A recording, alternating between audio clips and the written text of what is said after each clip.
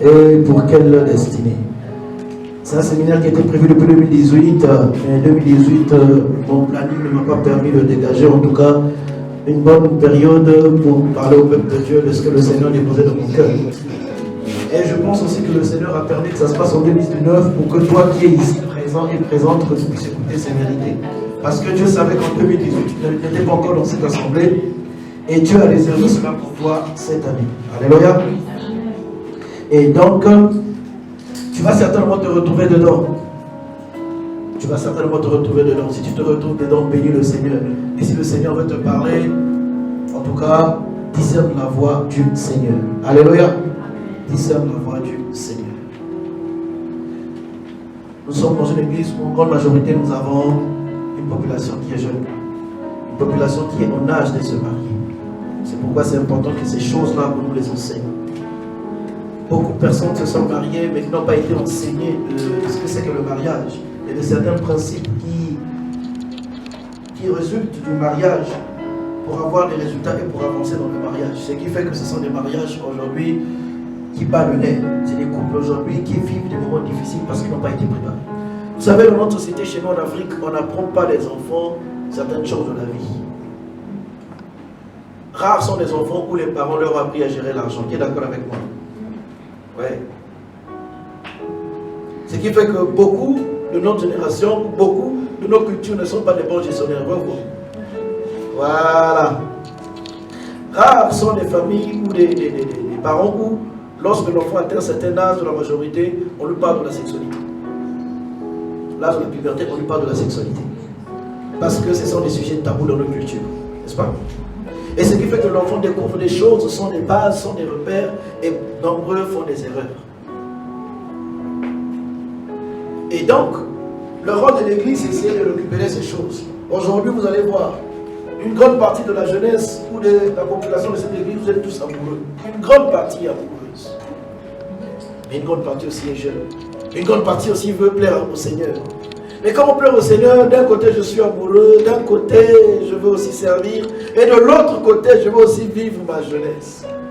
C'est pourquoi ces types d'enseignements, de formations, de séminaires viennent pour nous rappeler et nous donner des bases et des repères pour qu'on avance. Il y a des phrases souvent nous entendons. Il y a des phrases que nous entendons. Et ceux qui disent, mais vous savez, tout ce qui m'arrive, c'était destiné. Qui a entendu cette phrase? Et les gens qui disent, mais c'était mon destin, ou c'est mon destin. C'est notre destin, dans notre famille, c'est comme ça, c'est notre destin.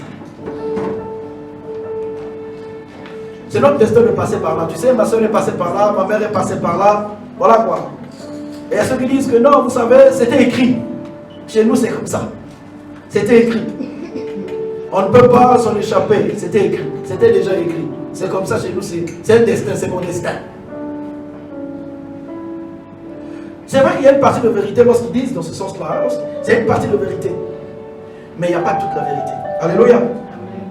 Oui, c'est vrai que dans la destinée, il y a ce qui est écrit. Mais tout n'est pas écrit.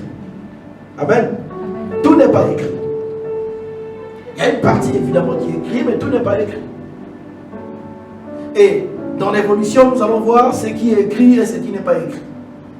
C'est pourquoi pour traiter cette question, nous allons essayer ensemble de définir la destinée à la lumière de l'expression française selon le dictionnaire. Et par la suite, nous allons essayer de mettre une torche de la parole de Dieu sur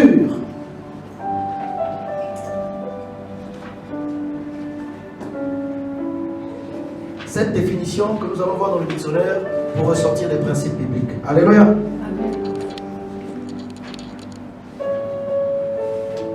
Lorsque nous lisons dans le dictionnaire français, voilà ce qu'on nous dit de la destinée. Il dit, la destinée est une puissance souveraine considérée comme réglant d'avance le cours des choses.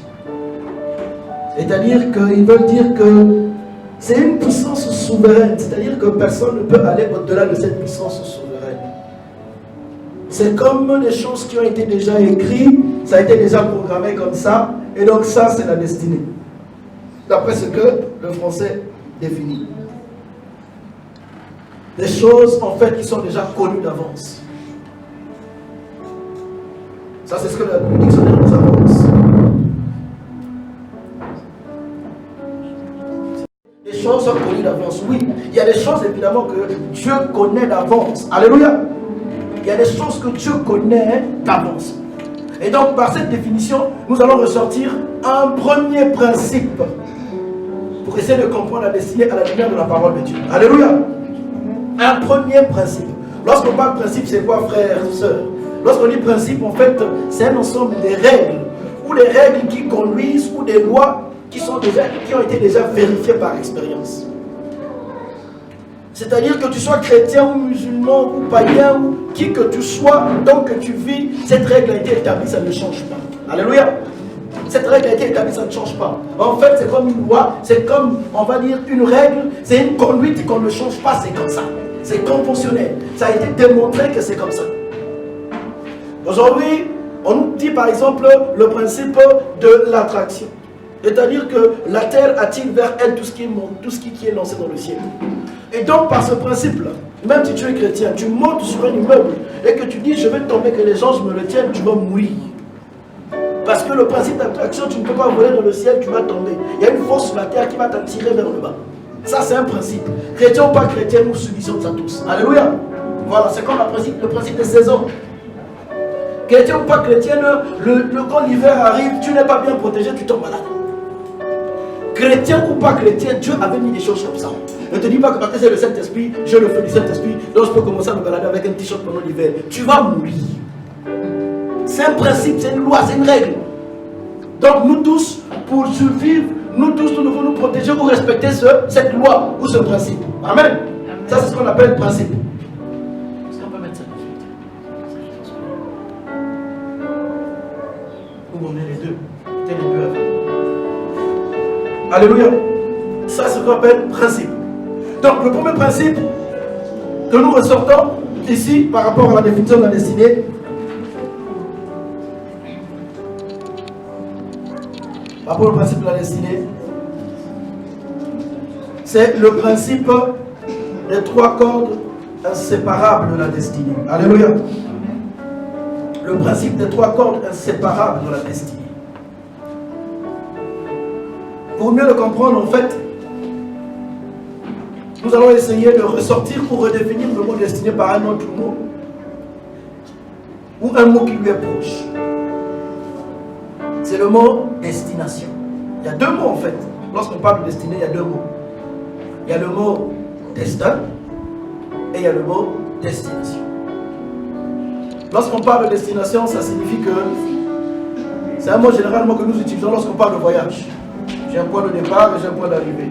Je quitte une ville vers une autre ville. Et là, on parle de destination.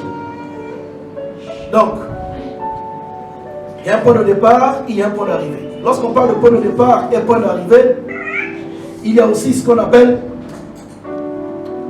le moyen qu'on utilise pour aller d'un point A vers un point B. Et il y a le temps. Le temps que je quitte le point A pour aller vers le point B ne sera pas le même temps. Donc il y a une direction qui est définie, il y a un temps qui est défini et il y a un moyen aussi qui est défini. Alléluia. Notons ça. Direction qui est définie, le temps qui est défini et il y a un moyen aussi qui est défini. Et donc, il y a des éléments qui se réunissent pour que le point ou la réalité que nous voulons avoir dans notre déplacement du point A et au point B puisse être expérimenté. Et donc, pour cela, comme on parle d'un point de départ, donc le point de départ, on peut dire que c'est l'ancien lieu. Et lorsqu'on parle du point d'arrivée, on peut dire que c'est le nouveau lieu. Tu ne peux pas prétendre dire là où tu vas si tu ne sais pas là où tu vas. Je m'explique. Est-ce que vous avez déjà vu quelqu'un qui sort de chez lui? Tu vas où? Je vais. Tu vas où? Je vais. Est-ce que ça existe ça? Même si tu ne sais pas, même si tu ne connais pas où tu vas, mais tu sais que tu vas quand même là-bas. Les gens qui prennent les zodiacs là pour aller en Espagne, en traversant là, ils n'ont jamais été en Espagne. Une grande partie n'ont jamais été en Espagne. Et ça, puisqu'on va en Espagne. Ils ne connaissent pas l'Espagne, on leur montre ta direction, on leur donne une poussière, il dit, vous allumez le moteur, partez tout droit comme ça. On leur donne une petite boussole, ils lancent. Ils ne connaissent pas l'Espagne, mais ils savent qu'ils partent en Espagne. Ils se sont fixés un objectif. Ça, c'est une destination. Alléluia. Donc, en fait, la destination est programmée par toi qui prends la décision de partir. Quand même tu ne connais pas, mais tu sais que tu es en train de partir. Alléluia. Et donc, comme je disais, donc tu ne peux pas prétendre dire que je vais sans savoir où tu vas. Même si tu ne connais pas où tu vas, mais tu sais vraiment que tu es en train de partir là-bas, quand même tu ne connais pas là-bas. Les éléments qui sont liés à la destinée de l'homme, c'est ce que tu avais déjà programmé, ce qui a été déjà écrit. Il y a 3 choses qui ont été écrites. Alléluia. Il y a 3 choses qui ont été écrites. Il y a la naissance, il y a la mort et il y a le jugement. La naissance, la mort et le jugement. Les 3 choses sont inévitables dans la vie de l'homme. Ça, c'est des choses qu'on ne change pas. Ça, c'est des choses qui ont été écrites, ça ne change pas. Toute personne qui est née est appelée à mourir. Toute personne qui meurt passe par le jugement. Alléluia. La Bible déclare dans le livre d'Hébreux qu'il est réservé à l'homme de mourir une seule fois. Puis vient le jugement. Donc ça, ce sont des choses. La mort et le jugement sont 2 réalités. Mais comme on ne peut pas mourir sans naissance, il faut d'abord naître pour mourir. 3e réalité. Voilà le principe des 3 cordes qu'on ne peut pas séparer avec la destinée. Ça ne change pas. Alléluia. Qui a compris les 3 cordes? Donc voilà les principes de 3 cordes qui sont immuables et inchangeables. Le principe de 3 cordes immuables et inchangeables dans la vie d'un homme. C'est la naissance, c'est la mort et c'est le jugement. Ça, c'est comme ça. On ne change pas. Tu n'as pas le choix. Si tu nais, alors même la naissance, qui a décidé de naître parmi nous? Personne. Comme ton papa et ta maman, ce sont tonton. Je ne sais même pas si ce sont tonton. Si c'était un accident, on ne maîtrise pas trop. On ne connaît pas trop comment ça s'est passé. Et toi, tu es venu. On ne maîtrise pas trop et toi, tu es là. Peut-être qu'ils se sont préparés, peut-être qu'ils ne se sont pas préparés. C'est toi qui subis tout aujourd'hui. Tu es là. Hein, tu n'as même pas choisi. S'il fallait choisir, peut-être que Nobel n'allait pas naître en Afrique noire. Oui. Mais bon, on n'avait pas choisi, ça c'est comme ça. Donc ça c'est une corde qu'on ne peut pas couper, c'est comme ça. Et plus tard, si le Seigneur permet, on va revenir sur le principe des 3 cordes aussi dans le couple. Quelles sont les 3 cordes qui tiennent un couple, qui tiennent une relation? Alléluia. Lorsque une corde est absente, c'est fini. Le couple ne va pas résister. Il y a toujours 3. Alléluia. C'est pourquoi l'homme est fait à 3 dimensions aussi, qu'on ne peut pas séparer. Le principe de 3, c'est dans tout ce qui est partout là où Dieu avait destiné que la vie devait se manifester, c'est toujours fait à 3 cordes. Partout là où Dieu avait destiné qu'il devait se manifester, c'est toujours fait à 3 cordes. C'est un principe. Le corps, l'âme et l'esprit, on ne peut pas les séparer. On ne peut pas les séparer. Si on sépare l'âme avec le corps, c'est fini, la personne est morte. Il n'y a plus de vie. Pour qu'il y ait la vie, il faudrait qu'il y ait l'esprit, qu'il y ait le corps, qu'il y ait l'âme. Et pour mieux comprendre la différence entre le fonctionnement de ton esprit, de ton âme et de ton corps, c'est lorsque vous faites souvent des cauchemars. Je ne sais pas si cela vous est déjà arrivé. Tu es en train de dormir, il y a comme une mauvaise présence dans ta chambre. À côté de ton lit, tu n'arrives plus à bouger. Tu es consciente et conscient que mais je sens. Parfois tu entends des gens qui parlent dehors. Parfois tu entends des gens dans la maison. Voilà, mais tu ne peux pas bouger. Tu es consciente. En fait, ton âme est consciente, mais ton corps ne peut pas. Parce que ton esprit est en contact avec le monde spirituel. Ton esprit a vu qu'il y a la présence spirituelle. Et cette présence spirituelle vient faire quoi? Vient influencer ton corps. Ça vient anéantir en fait le mouvement. La Bible déclare que c'est Dieu qui crée en nous le vouloir le faire. Et c'est lui aussi qui crée le mouvement. L'être et le mouvement est donné par Dieu. Et donc quand il y a une présence spirituelle qui vient t'attaquer, je sais que certainement vous l'avez déjà tous vécu, tu es là, tu es coincé, tu n'arrives plus à bouger, tu te débats. Il arrive parfois que tu ouvres les yeux. Tu regardes parfois soit ta soeur ou quelqu'un qui dort avec toi dans la chambre, tu as envie de lui parler mais tu n'arrives pas à lui parler. Qui a déjà vécu ça? Tu as envie des yeux, tu l'as vu, tu es conscient que la personne est là, mais ton corps ne peut plus bouger. Là maintenant, c'est là où tu vas sentir la différence entre ton corps, ton âme et ton esprit. Ton corps ne peut plus bouger, ton âme est consciente, ton esprit dans le monde spirituel est en train de voir les réalités. Mais on ne peut pas séparer cela, c'est lié. Alléluia. Lorsqu'on sépare cela, c'est que la personne est morte. Principe de ton corps. Et quand Dieu se révèle aussi à l'homme, 3 cordes. Le Père, le Fils et le Saint-Esprit. Et là où Dieu veut aussi manifester la loi de la multiplication, dans sa divinité, là où Dieu veut manifester la loi de la multiplication des grâces, tout ce qui va avec, vous allez voir le père, maman et l'enfant. Toujours 3. Alléluia. Donc, dans le principe des 3 cordes qu'on ne peut pas séparer, le principe, on va dire, humiliable de la destinée, il y a 3 éléments qu'on ne change pas. 3 éléments qui restent intacts, qui sont programmés. La mort, la naissance et le jugement. Alléluia. La mort, la naissance et le jugement.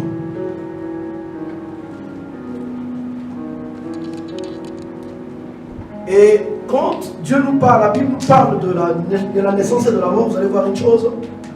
La Bible déclare que dans Ézéchiel chapitre 7, verset 1, il dit: une bonne réputation vaut mieux qu'un bon parfum. Et il dit: le jour de la mort que le jour de la naissance. Donc devant Dieu, ce qui est important, est-ce que vous savez que ce n'est pas le jour de notre naissance?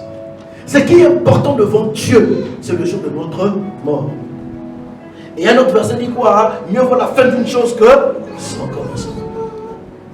La naissance, c'est le commencement, mais la fin, c'est la mort. Mais pourquoi Dieu dit-il que dans les 3 choses, c'est le côté mort? Le côté mort est beaucoup plus important. Parce que le Seigneur est content, lorsque nous quittons cette terre, lorsqu'on se retrouve en face de lui, de passer au jugement. Il attend ce jour-là. Passer au moment où nous allons évaluer nos actes sur la terre. Alléluia. Et c'est là où on parle du jugement. C'est là où on parle du jugement. Et lorsqu'on parle de la mort ici, c'est cette mort-là que nous allons avoir ce jour-là devant le Seigneur. Donc la deuxième mort-là, ceux qui ne sont pas, ceux qui sont nés de nouveau, ils vont mourir une seule fois. Raison pour laquelle la Bible déclare qu'il est réservé à l'homme de mourir une seule fois. Maintenant, ceux qui ne sont pas nés de nouveau, ils sont destinés à avoir 2 morts. Je vais t'expliquer ça. On va juste garder le principe de la destinée liée aux 3 corps. Et donc je disais que ce jour-là, quand Dieu se retrouve avec sa servante ou son serviteur, lorsqu'il rentre dans sa demeure, dans son temps de repos, Dieu lui dit bravo. Les saints le reçoivent, lui disent bravo. Et en ce moment-là, c'est un moment où Dieu et lui et les saints commencent à compter les bienfaits qu'il a fait sur la terre. Et parmi les bienfaits que l'homme a fait sur la terre, il y a une mission que Dieu a confiée à chacun de nous, qui est la mission du mariage. Alléluia. C'est vrai que la Bible déclare qu'il y a ceux que le Seigneur a appelés à ne pas se marier parce que Dieu a fait de ces personnes des eunuques. Mais c'est un don spécial qui vient de Dieu. Amen. Il est rare de voir de notre temps et de notre génération des eunuques. C'est-à-dire que les gens qui disent: moi Dieu m'appelle à ne pas me marier. C'est rare de nos jours. Mais ça existe. Mais c'est un don qui vient de Dieu. Alléluia. Et donc parmi les missions que le Seigneur nous a envoyées sur la terre, il y a la mission du mariage que nous devons réussir. Et lorsque nous partons, après lorsque nous quittons cette vie, c'est le moment de compte rendu, le moment où Dieu nous fait asseoir, on commence à échanger ensemble. Et Dieu attend les saints. Pourquoi? Parce que ce qui compte pour lui, ce n'est pas notre commencement de la vie sur terre, mais c'est la fin de notre vie sur la terre. Et par le mariage, lorsque tu vas partir, tu vas laisser des choses sur la terre. Alléluia. Dieu est content de voir les gens qui vont se marier demain ou qui sont mariés aujourd'hui ou qui vont bientôt se marier. En tout cas, soit les personnes qui vont inspirer la vie de Christ et la vie de l'Église. Parce que le mariage est un mystère. Éphésiens chapitre 6, le verset 31 à 32 nous le dit. Il dit, c'est pourquoi l'homme quitte, c'est l'apôtre Paul qui reprend les paroles de Dieu et les paroles d'Adam. Il dit, c'est pourquoi l'homme quittera son père et sa mère et s'attachera à sa femme et les deux deviendront une seule chair. Le verset 32, il dit, ce mystère est grand. Ce mystère est grand. L'apôtre Paul dit bien, le mystère est grand. Et il ajoute, il dit, je dis cela par rapport à Christ et à l'Église. En principe, dans un mariage, lorsqu'un frère et une soeur se marient, ils doivent faire quoi? Ils doivent refléter la vie de Christ et la vie de l'Église. Il faudrait que les gens qui ne sont pas encore mariés, les païens et les personnes qui ne sont pas encore mariées, lorsqu'ils vont voir ce couple-là, ils disent non, ce couple est un couple merveilleux. Ce couple, en fait, nous inspire l'amour parfait, la cohésion parfaite. Tel est l'appel que le Seigneur a donné à chaque enfant de Dieu qui veut se marier. Alléluia. Parce que dans la relation de Christ et de l'Église, c'est Dieu qui est glorifié. Dans la relation aussi de l'homme et la femme, de papa et maman, c'est Dieu qui va être glorifié dans toutes les dimensions. Dans toutes les dimensions. Il y a des choses que Dieu nous a données. Dieu va nous demander compte. Va nous demander de rendre compte sur comment est-ce que tu as utilisé ta main, comment est-ce que tu as utilisé ton pied, comment est-ce que tu as utilisé tes yeux, comment est-ce que tu as utilisé ta tête lorsque tu étais sur la terre, comment est-ce que tu t'es servi de tous ces organes que Dieu t'a donnés? Comment est-ce que tu as utilisé ton organe reproducteur? Oui, comment est-ce que tu l'as utilisé? Dieu va te poser toutes ces questions-là. Parce que chaque membre que le Seigneur a donné à l'homme sur la terre est un membre que le Seigneur a donné pour que ce membre soit utile pour le Seigneur. Alléluia. Dieu va nous poser toutes ces questions. Pourquoi? Parce que c'est dans le mariage qu'on se multiplie. Et lorsqu'on se multiplie, nous ne nous multiplions pas seulement physiquement. Nous ne nous multiplions pas seulement dans les traits de caractère. Mais nous nous multiplions même dans la foi. Alléluia. Est-ce que vous savez que... Je ne vais pas aborder ça aujourd'hui. Je vais voir, je ne sais pas si on peut aborder ça aujourd'hui, vu que l'heure est en train d'avancer. Est-ce que vous savez qu'il y a un mystère? Lorsque vous qui êtes nés de nouveau, nous qui sommes nés de nouveau, nous faisons des enfants. Il y a une différence entre les enfants de l'ancienne création et les enfants de la nouvelle création. Lorsque vous êtes un couple marié en Christ, monsieur est né de nouveau, madame est née de nouveau. Lorsque vous allez avoir des enfants, vous devez comprendre qu'il y a certaines choses qui sont pour vous des dons spirituels. Pour les enfants, ça ne sera pas les dons spirituels, ça sera les capacités naturelles. Je vais expliquer ça plus tard. Il y a des choses qui sont pour nous des dons spirituels. Tu sais, à force d'exercer dans le don spirituel, il y a ce qu'on appelle la loi de la régénération. Je vais aborder toutes ces choses.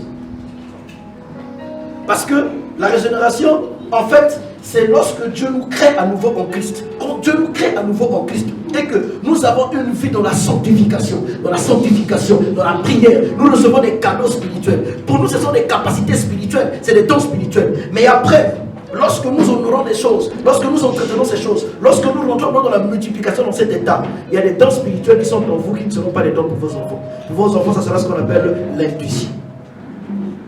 Tu peux avoir les dons de prophétie. Tu as le don de prophétie en toi, mais ta fille ou ton fils qui va naître, ça ne sera pas un don de prophétie. Parce que lui n'est pas encore né de nouveau. Mais le fait qu'il c'est un enfant que tu as eu dans la nouvelle création. Ce qui est pour toi de l'effort, c'est que tu exerces tous les jours, en fait, c'est inscrit dans ton esprit. On va rentrer dans ce mystère-là. C'est inscrit dans ton esprit. Quand c'est inscrit dans ton esprit, ça va devenir naturel dans la vie de ta fille ou de ton fils. Je vais vous donner même des témoignages là-dessus. Des expériences que je vis surtout avec mes enfants à la maison. Évidemment, cette sensibilité, cette intuition, demain lorsqu'elle va recevoir le Saint-Esprit, elle sera une capacité facilement à rentrer dans la prophétie, parce qu'elle est prédisposée à rentrer dans la prophétie. Mais au départ, ce n'est pas une prophétie, c'est une intuition, une capacité qu'elle a dans son esprit. Alléluia. C'est ça le mystère de la nouvelle création. Donc il y a certaines choses dans la foi, nous ne le savons pas, ça se communique. Ça se communique. Je vous dis ces choses, ça se communique. Il y a aujourd'hui des personnes, même quand vous voyez leur vie, ils ont un problème d'impudicité, ce n'est pas de leur faute. Si papa était ancré, ou maman, papa et maman, même une des personnes, ou tous les deux, ils étaient accros aux films pornographiques. Le jour où on était en train de concevoir l'enfant, si leur esprit a été nourri par ces images, ça va affecter le spermatozoïde, ça va affecter le verre. On va voir ça dans la Bible, vous allez voir. On va voir ça dans la Bible. Dans la loi de le principe de la régénération. C'est pourquoi fais attention, ma soeur, à qui tu vas aller te marier. Parce que toi, tu veux communiquer des bonnes choses à ton enfant. Mais le gars que tu vas aller prendre, il vient à l'église. Mais quel est ce type de personne? Et il va dans son église. Mais quel est ce type de personne? Il se nourrit chaque fois des films pornographiques. Il se nourrit. Et tu seras surpris que l'enfant que tu vas avoir demain, ta fille commence à ramener des hommes à la maison. Mais Seigneur, ce n'est pas possible. Seigneur, mais qu'est-ce que j'ai fait? Mais est-ce que ton mari? On va revenir dans ces choses. Et c'est pourquoi beaucoup de destinées aujourd'hui, depuis la naissance, le diable a déjà foutu. Nous ne savons pas pourquoi. Attention à la maman que tu vas donner aux enfants qui vont sortir de ton sein. C'est très important. C'est pourquoi on parle de mariage et de destinée. Dans ta destinée, il n'y a pas que ta destinée, mais il y a aussi la destinée de tes enfants. Il n'y a pas que ta destinée, hein, mais il y a aussi la destinée de tes enfants. C'est pourquoi il faut prendre cette histoire au sérieux. En sortant d'ici, il faudrait que ta manière de prier par rapport au mariage puisse changer. Lorsque nous lisons 2 Timothée chapitre 1, le verset 3 à 5, l'apôtre Paul dit que mes grands-parents ont servi.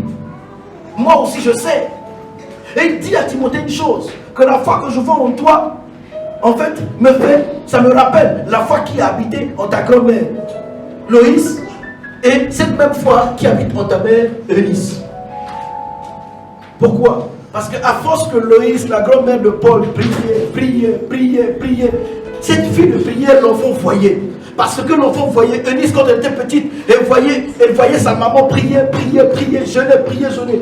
Et ça affectait l'esprit de Eunice. Eunice demain aussi, quand elle a eu Timothée, elle priait, elle jeûnait, elle priait. Cette fille aussi a nourri Timothée. Et de telle sorte que demain, Timothée a eu une foi qui rappelait ses aïeux. C'est l'apôtre Paul qui le dit. 2 Timothée chapitre 1, le verset 3 au verset 5. Et donc, après notre mort, Dieu sera content de voir quels sont les fruits que tu as laissés sur la terre. Dieu sera content de voir est-ce que tu as été productif sur la terre. Dieu sera content de voir que ton couple a vraiment servi d'exemple. Ton couple a vraiment inspiré la génération auquel toi tu appartiens. Dieu sera content de voir que la foi qu'il a donnée, les dons spirituels qu'il t'a donnés, ce sont ces dons-là derrière qui ont réveillé les vocations de la vie de tes enfants, de tes filles et de tes fils. C'est pourquoi ce qui compte pour Dieu, c'est la fin, ce n'est pas le commencement. Si tu as mal commencé, avec le Seigneur, tu vas bien terminer. Si hier tu n'avais pas donné la main au Seigneur de gérer les choses, à compter de ce jour, à compter de ce soir, donne la main au Seigneur, laisse le Seigneur gérer les choses et tu verras. Alléluia. Et donc,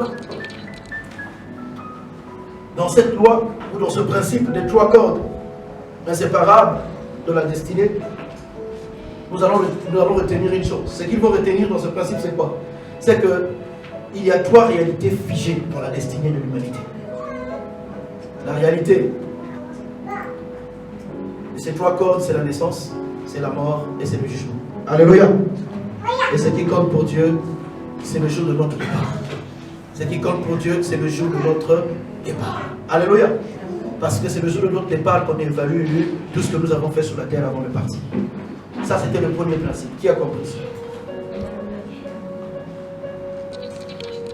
On va voir un deuxième principe, toujours lié à la destinée. Pour mieux comprendre et définir en tout cas la destinée, on va voir un deuxième principe. Tout à l'heure, on a utilisé le mot destination. Maintenant, nous allons prendre un autre mot, c'est le mot destin. Toujours, dans la définition de la destinée. Dans le mot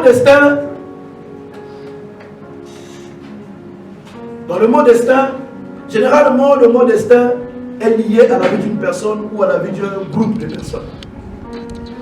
Dans le dictionnaire, on dit que c'est l'ensemble des événements qui composent la vie d'une personne, souvent considérés comme le résultat des différentes décisions. À force que la personne prenne des décisions, lorsqu'elle aboutit à un résultat, on dit que c'était le destin, parce que c'était inévitable. Vu le chemin qu'il avait emprunté, c'était inévitable qu'il arrive là où il arrive. Alléluia. Ça, c'est le mot destin.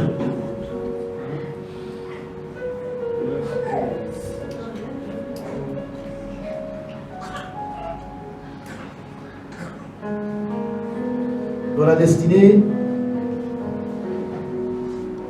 tout est écrit. Dans le destin, tout est écrit. Ce qui est écrit, c'est les 3 éléments. Naissance, mort, jugement. Ça, c'est écrit. Nous allons tous mourir. Mais dans le destin, il y a une partie des choses qui ne sont pas écrites. C'est ce que nous écrivons à travers nos choix et nos décisions. Alléluia. Donc, dans ta destinée, tu dois savoir qu'il y a des choses qui t'échappent. Le jour de ta mort t'échappe. Comment tu vas mourir t'échappe. Qui connaît comment est-ce qu'il va mourir ici? Qui connaît comment est-ce qu'il va mourir ici? Personne. Personne ne sait comment est-ce qu'il va mourir. Est-ce que c'est par accident? Est-ce que c'est par maladie? Je ne sais pas. Je souhaiterais un jour mourir comme ces hommes de Dieu qui meurent en pression les voix. C'est beau, hein? Alors, j'ai vu un prêtre sur internet qui est en train de parler de l'amour de Dieu. Il parle de l'amour de Dieu, dit Dieu vous aime. Après, il a dit merci Seigneur. Et là, c'est le micro, il est tombé. Qui a vu ça sur internet? C'est beau ça.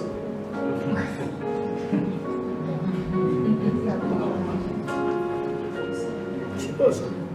Mais bon, c'est Dieu qui décide. Maintenant, il y a une chose. Ceux qui ont fait des pactes sataniques, ils savent comment est-ce qu'ils vont mourir. Vous savez pourquoi? Parce qu'ils ont vendu leur destinée à Satan. Lorsqu'ils vont mourir, en fait, ils vont juste quitter cette terre pour aller servir Satan de l'autre côté. Donc, ils ont un temps dans leur alliance, un temps qu'ils vivent.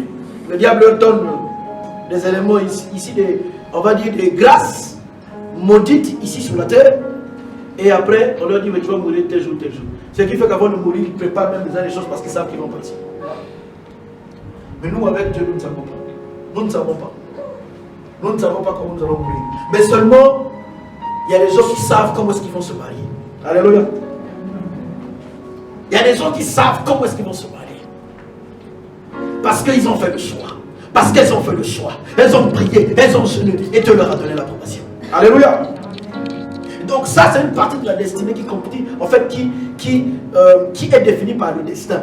Le destin, c'est les conséquences ou les résultats qui arrivent à travers les choix que nous nous sommes fixés. Ça, c'est d'après ce que le dictionnaire a dit. Hein?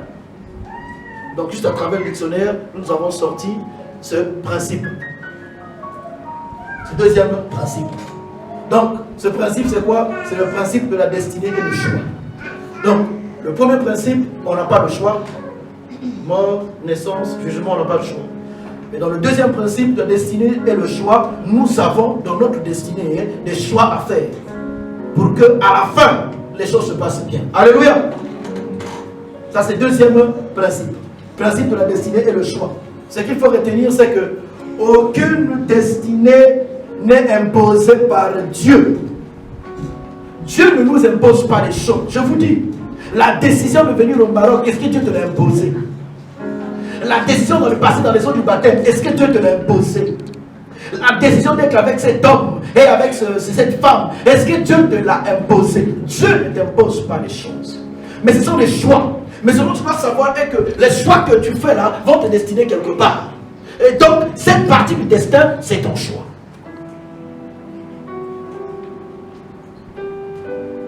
Quand je suis arrivé à Mohamedia la première année, j'ai connu une fille qui n'est plus là, elle est rentrée. Elle est partie dans son pays, je la suivais. Un jour, j'étais assise, elle me parlait un peu d'elle. Comment est-ce qu'elle a laissé son fils au pays, elle a laissé son enfant au pays.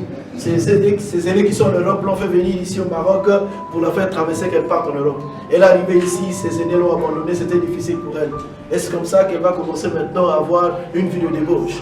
Et un jour, elle était un peu malade et tout, elle arrive à l'hôpital, on lui donne des examens. Elle va au laboratoire, elle fait des examens, elle était séropositive. Et ce jour-là, elle a failli se suicider. Est-ce que vous pensez que dans le plan parfait de Dieu, Dieu avait prévu qu'elle vienne au Maroc et qu'elle ait le sida? Non, non, c'était pas dans le plan de Dieu qu'elle ait le sida. Mais c'est dans ses choix. Elle n'a pas obéi à la volonté de Dieu. Elle n'a pas cherché Dieu. Et parce qu'elle n'a pas cherché Dieu, elle a corrompu sa destinée. Et aujourd'hui, elle marche avec le Seigneur. J'ai eu beaucoup de cas comme ça. Je me rappelle quand j'étais à Casa, gérant l'église de Casa, je suivais les âmes, et il y avait une soeur qui était arrivée, elle était malade, j'ai prié, je l'ai emmené dans les délivrances. Et je lui ai dit que tu dois passer par les eaux du baptême. Je l'ai fait passer par les eaux du baptême, je lui parlais de la guérison. Elle voulait me dire des choses, mais elle hésitait. J'ai prié pour elle, j'ai prié pour elle, j'ai prié pour elle. Et c'est quand elle rentre au pays, Dieu fait grâce, moi aussi je fais un tour au pays, je vais, je la rencontre, on s'assoit, je dis, mais ta maladie, moi je ne comprends pas. Tel qu'on avait prié, jeûné là. Non, moi il y a un problème. Elle me dit, pasteur, je ne vous l'avais pas dit, je dois vous le dire aujourd'hui. En fait, je suis séropositif. Oh, elle m'explique son histoire. Triste. Quand tu la vois, une jolie dame, une belle dame, une jeune fille, waouh. Elle lui a voir sa première fille très jeune, et après elle s'est amourachée, elle s'est mariée à un monsieur très friqué. Et derrière l'argent qu'elle suivait, il y avait le sida. Et personne ne le sait dans sa famille. Et après, je lui ai dit, écoute, il faudrait que tu sois dans une église où on t'enseigne. Tu vis les miracles, on t'enseigne la foi. Parce que la guérison vient par la foi. C'est comme ça que je vais l'amener dans mon église, c'est mon père spirituel, je vais lui faire asseoir. Elle va commencer à suivre les combats. Et c'est comme ça qu'elle va commencer à servir à l'église. Elle va commencer à se développer. Et je lui dis, suis tes traitements. Elle a commencé à suivre ses traitements, Un jour, elle m'appelle pour dire, mais pasteur, j'ai quelque chose à te dire. Je suis tellement content que le médecin m'a dit que le virus, en fait, s'est stabilisé dans le corps, ça ne se multiplie plus. Donc, il m'a dit que maintenant même, je peux faire des enfants. Mais seulement, il m'expliquait comment je peux faire des enfants, prendre la sémence de l'homme, mettre dans mon corps. J'ai dit, ça ne se passe pas comme ça. Toi, l'affaire là doit partir. Alléluia. beaucoup de femmes, beaucoup des hommes, des jeunes aujourd'hui ont corrompu leur destinée. Pourquoi? Ça n'a pas été écrit. Hein? Ça n'a pas été écrit par Dieu. Mais ça a été écrit par eux-mêmes à travers leurs choix et leurs décisions. C'est pourquoi dans la destinée, il y a deux choses. Il y a une partie qui a été écrite. C'est la naissance, c'est la mort, c'est le jugement. Ça, c'est Dieu. Mais le reste, c'est ton choix qui écrit cela. Amen. Alléluia. Alléluia. Amen.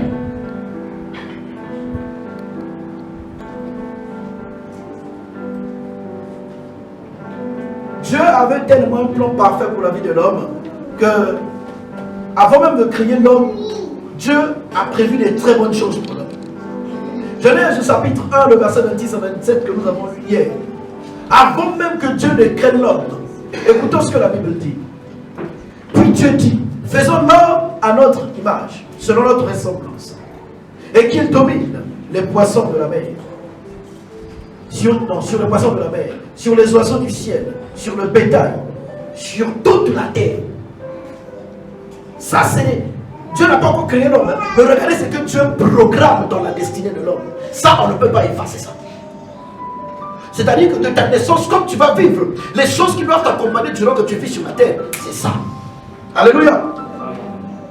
Tu es né. Parce que tu vas vivre sur la terre comme tu es né, voilà les choses qui doivent t'accompagner. Avant même que Dieu ne crée l'homme, Dieu dit, premièrement, ressemblance de Dieu. Il faudrait que tu sois fait dans la ressemblance de Dieu. Deuxièmement, Dieu donne la domination sur les poissons de la mer, sur les oiseaux du ciel, sur les bétails. Et la Bible déclare sur toute la terre, tout ce qui est terrestre. Bien aimé, tout ce qui est terrestre, tout ce qui a de la boue, tout ce qui sort de la terre, doit obéir à ton ordre. Alléluia. Doit obéir à ton ordre. Et la Bible déclare sur tous les reptiles qui rampent sur la terre. Waouh! Sur tous les reptiles qui rampent sur la terre. Il parle d'abord de tout ce qui est lié à la terre et il insiste sur les reptiles qui rampent sur la terre. Ça, c'est la volonté de Dieu avant que même quand tu ne sois créé. Ça, quand tu es né, voilà des choses qui sont liées à ta vie. Alléluia. Voilà des choses qui sont liées à ta vie. C'est comme une programmation que Dieu avait faite. Dieu a programmé un logiciel. Dieu a programmé cela. Dieu a signé cela. C'est pourquoi vous allez voir une chose quand Jésus arrive. Quand Jésus arrive, qu'est-ce qu'il dit aux disciples? Quand nous lisons la Bible dans Luc chapitre 10, il dit, les 70 disciples, lorsqu'ils sont quittés, ils ont chassé les démons. Ils sont venus voir Jésus. Ils étaient contents, les 70 disciples. Ils venaient, ils chantaient, ils disaient à Jésus, waouh, tu sais Seigneur, même les démons nous ont été soumis au ton nom. Écoutez ce que Jésus dit. Et il parle des démons. Luc chapitre 10, le verset 17 à 20. Il parle de démons. Mais écoutez ce que Jésus dit au verset 18. Il dit, je voyais Satan tomber du ciel comme un éclair. Le verset 19, il continue. Voici, je vous ai donné le pouvoir de marcher sur les serpents et les scorpions. Attends, est-ce que eux, ils sont allés marcher sur les serpents et les scorpions? Non, ils sont allés chasser les démons. Mais quand Jésus exprime cela, qu'est-ce qu'il dit? Je vous ai donné le pouvoir de marcher sur la puissance des serpents. C'est pas possible. Est-ce que quelqu'un comprend ce que Dieu vous dit? Je reprends. Luc chapitre 10, le verset 17 à 20. Il dit, verset 17, les 70 reviennent avec joie, disant, Seigneur, les démons même nous sont soumis au ton nom. Verset 18, Jésus leur dit, je voyais Satan tomber du ciel comme un éclair. Voici, je vous ai donné le pouvoir de marcher sur les serpents et les scorpions et sur toute la puissance de l'ennemi, et rien ne pourra vous nuire. Il continue au verset 20. Cependant, ne vous réjouissez pas de ce que les esprits, là, lui, il prend maintenant le thème, de ce que les esprits vous sont soumis, mais réjouissez-vous de ce que vos noms sont inscrits dans le livre de vie. Attendez, les gars, ils viennent, les 70 disciples, ils sont allés chasser les démons. Ils sont allés chasser les démons, ils sont contents. Ils arrivent et disent, mais Seigneur, tu sais, oh, à ton nom, là, au nom de Jésus, libère les démons, ils sortaient. Waouh, Seigneur, on a vécu des choses. Jésus regarde, il dit, mais oui, je voyais Satan tomber du ciel comme un éclair. Il est dans le même langage, n'est-ce pas? Il est dans le même langage. Satan tombait du ciel comme un éclair. Satan esprit, n'est-ce pas? Il tombait du ciel comme un éclair. Il faut que vous allez chasser les démons, c'est bon. Deuxième, Jésus dit maintenant, il dit, je vous ai donné le pouvoir de marcher sur les serpents et les scorpions. Attends, il y a quoi entre les démons et les serpents et les scorpions? Il y a quoi? Nous, on a chassé les démons, on n'a pas chassé les serpents et les scorpions. Mais pourquoi Jésus dit que tu t'as donné le pouvoir? Attends, nous sommes conscients que tu nous as donné le pouvoir de chasser les démons. Et Jésus, dans la continuité de sa phrase, il dit encore une chose. Il dit, cependant, ne vous réjouissez pas de ce que les esprits vous sont soumis. Oh. Donc, Jésus est en train de dire, les esprits sont soumis parce que Dieu leur a donné l'autorité. Maintenant, dans son expression, Jésus dit que le pouvoir que je vous ai donné, c'est pour marcher sur les serpents et les scorpions. Ça signifie quoi? Parce que Dieu savait que quand Satan va tomber, Satan va passer par le monde animal pour avoir un lien spirituel avec ses démons pour créer des totems et à travers les totems commencer à envoûter les vies. C'est pourquoi les sorciers utilisent des totems. Et comme les totems sont des animaux, Dieu vous a donné le pouvoir de marcher sur les animaux. Peu importe les totems de ta famille, quand tu as une alliance avec Dieu, peu importe les totems de la famille de ton père, de ta mère, de ton mari, de ton futur mari. Mais quand Christ est en toi, quand tu te maries en Christ, pour la troisième corde qui est Dieu lorsqu'il arrive, quelque chose se passe. C'est pourquoi dans la création, il dit le pouvoir de marcher sur. Donc, vous avez le pouvoir de dominer sur les animaux. Pourquoi les animaux? Parce que le diable veut passer par les animaux pour vous parler. C'est pourquoi les magiciens vont vous dire, il y a un gros serpent qui est venu me voir. Il y a un cheval qui est venu me voir. Il y a un serpent qui est venu me voir. Ils passent tous, les démons là passent toujours par les animaux. Et vous allez voir que même les rêves que vous faites, vous allez voir les gars là, c'est un serpent, c'est un lion, c'est un gars bizarre, c'est un animal bizarre, côté humain, côté animal qui vient me parler. Parce que ce sont les démons. Mais depuis la création, avant même que tu ne sois créé, Dieu t'avait déjà donné quoi? La domination sur les animaux du ciel, les oiseaux, tout ce qui va avec. Voilà le principe. Alléluia. Donc ça c'est la programmation que Dieu a donnée. En principe, dès que tu es né, ça c'est en toi. Cette puissance est en toi. Maintenant cette puissance se révèle en Christ. Pour que tu prennes cet héritage-là, il faudrait que tu sois en Jésus pour que tu manifestes cette autorité-là. Alléluia. Donc voilà un peu ce qui est lié à la destinée. Seulement, il faudrait que tu fasses le choix. Et ça fait partie du destin.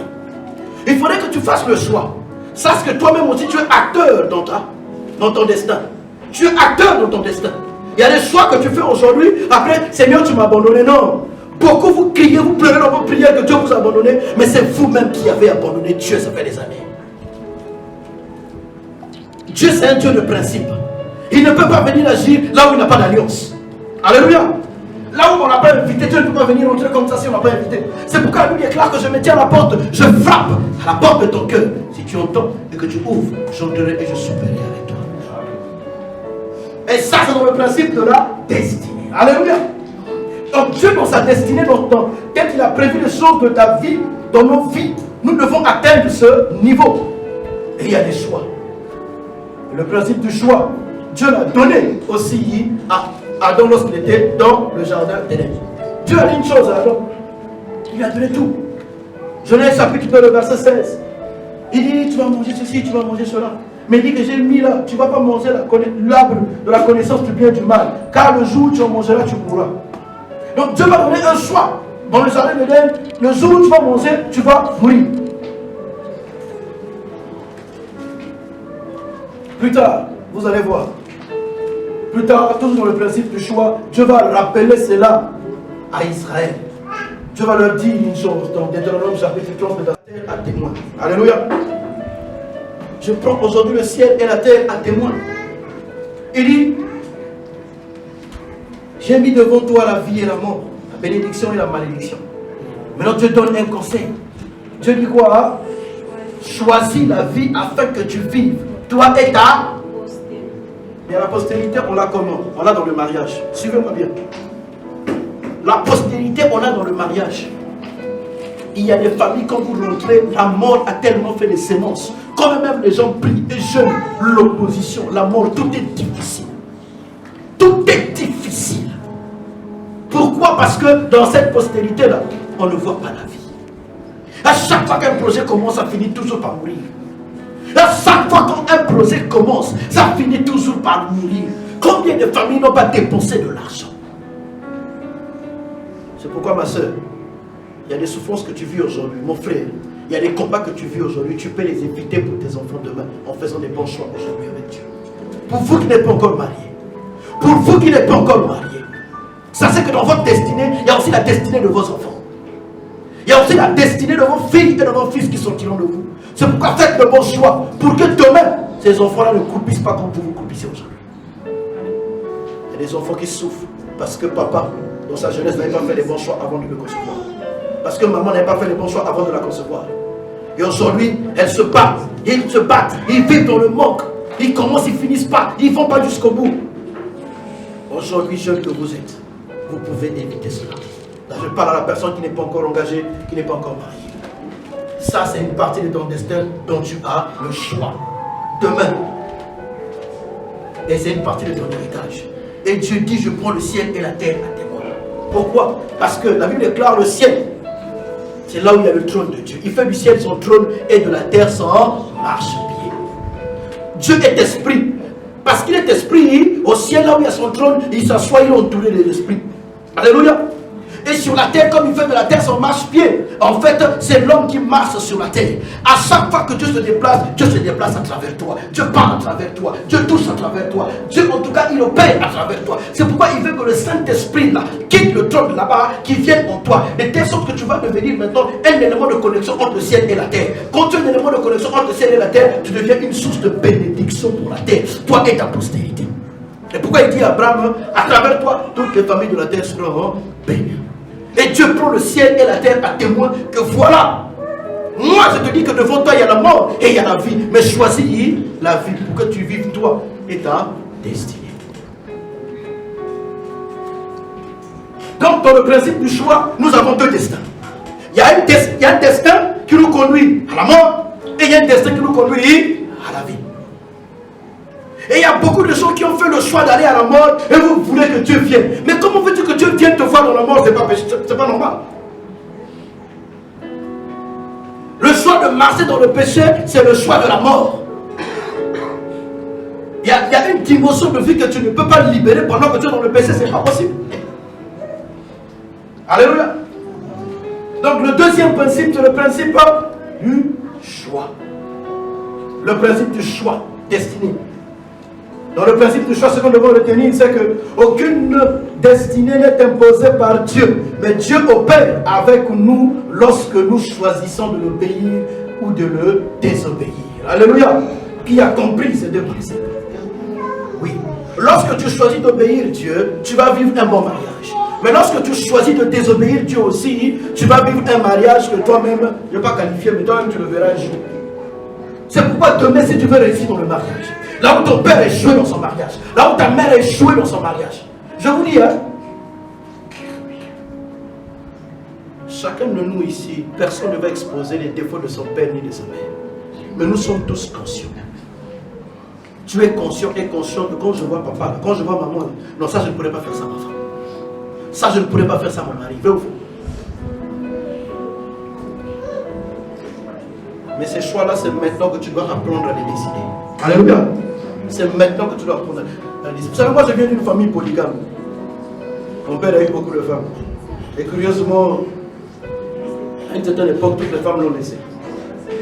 C'est la première femme qui est restée, qui est ma mère. Ma mère souffrait tellement trop qu'ils avaient tellement pitié de ma mère. Et moi, quand je vois ma mère, je dis, le son de bonheur qu'elle vit un peu, c'est dans sa vieillesse. Mais vous savez, il y a des choses quand ça arrive en retard. Tu n'as même pas les choix, tu n'as même pas la joie de les savourer parce que ça arrive en retard. Vous savez, à moins que ce soit le Seigneur qui veut, que vous ayez peut-être des enfants tard. Si le Seigneur qui le veut, Dieu sait pourquoi. Mais toutes les personnes qui ont eu des enfants tard n'ont pas eu, on va dire, cette joie de vivre leur jeunesse avec leurs enfants. Imaginez quelqu'un qui a peut-être 60 ans, il a son enfant qui a 10 ans. Lorsque l'enfant aura 20 ans, lorsque l'enfant aura 20 ans, 60 ans, lui il aura quel âge? Il a 60 ans, son fils ou son enfant a 10 ans. Lorsque lui il aura 20 ans de plus, ça sera 60 ans. Non, qu'est-ce que j'ai dit? Il a 60 ans, son fils a 10 ans. Si on ajoute 20 ans sur son âge, il aura 80 ans. Et le fils, on ajoute 20 ans sur son âge, il aura 30 ans. Vous savez, à 30 ans, l'enfant a envie de vivre certaines choses avec son père, n'est-ce pas? Ou avec sa mère. C'est une jeune femme, ou c'est un jeune homme. Il a envie de sortir avec son papa, parler un peu. Tu sais, papa, regarde là-bas, il y a tel monsieur qui va draguer. Il y a des choses. Mais à cet âge-là, maman est fatiguée, elle commence à perdre une partie de son raisonnement, n'est-ce pas? Il y a des choses que tu ne peux pas communiquer à ton enfant. Donc il y a des choses, quand ça arrive après le temps, Tu vas vivre, mais tu ne vas pas bien les savourer si c'était arrivé Adam. Et il y a parfois des décisions que nous prenons, des choix que nous faisons dans notre destin là, qui nous retardent certaines choses. Et quand certaines choses arrivent, on évite tard. Et quand on évite tard, on ne les savoure pas bien. Alléluia. Et je prie que toi, à la sortie d'ici, que tout ce que le Seigneur a prévu pour toi dans le mariage, que tu le savoures bien au nom de Jésus-Christ. Que Dieu te mette dans les conditions pour bien savourer cela au nom de Jésus-Christ. Et donc Dieu a mis devant l'homme le choix. Dieu avait programmé que l'homme doit avoir la puissance de dominer, c'est vrai, mais dans cette destinée, Dieu a donné à l'homme le choix. Dans ce choix-là, nous avons le chemin de la bénédiction ou le chemin de la malédiction. Et la Bible déclare que là où la bénédiction, c'est la vie. Choisis la vie pour que tu vives. Et donc, la bénédiction, c'est la vie, la malédiction, c'est la mort. Mal se marier va te priver de bénédiction. Mal se marier va te priver de bénédiction. Mal gérer ton foyer, toi qui es marié. Mal gérer ton foyer, mal voir le regard, mal gérer la relation avec ta femme ou avec ton mari aussi va te priver des bénédictions. C'est pourquoi il est important de savoir que tout ce que Dieu a destiné avant la création, tu dois vivre cela quand tu es dans le mariage. Alléluia. C'est pourquoi le mariage est un espace où le Seigneur nous facilite cette capacité de vivre certaines choses. Comme je le disais hier ici, vous savez, lorsqu'on est seul, l'ange de l'Éternel campe autour de tous ceux qui craignent l'Éternel. Alléluia. Quand tu es seul, il y a un ange qui campe autour de toi. Mais quand tu es toi et ta femme, comme les anges, il y a deux anges. Un ange pour toi, un ange pour ta femme. Et quand vous transmettez cette foi à vos enfants ou à votre enfant, comme les anges vous aurez, le nombre d'enfants sera le nombre des anges qui sont autour de vous. Maintenant imaginez, quel est le combat spirituel que vous, une armée de l'Éternel, vous n'allez pas gagner. Les combats que toi tu vis seul, dans la prière, dans le jeûne, lorsque vous êtes deux, ça te donne plus de force. Maintenant, imagine que tu as 3 enfants, tu as 4 enfants, tu as 5 enfants, et tous les 5 enfants sont consacrés comme toi, parce que tu as su les communiquer une bonne chose. Mais il y a des prières que toi, tu as peut-être fait une année, tu vas peut-être faire une année pour avoir les résultats. Mais comme tu as une famille où tout le monde est consacré, vous allez faire un mois, vous aurez les résultats d'une année. Alléluia. Parce que tu as su communiquer les choses. Alléluia. Et donc, il faut bien se marier. Amen. Ça, c'était la première partie qui a compris déjà tout ce qui est lié à la destinée.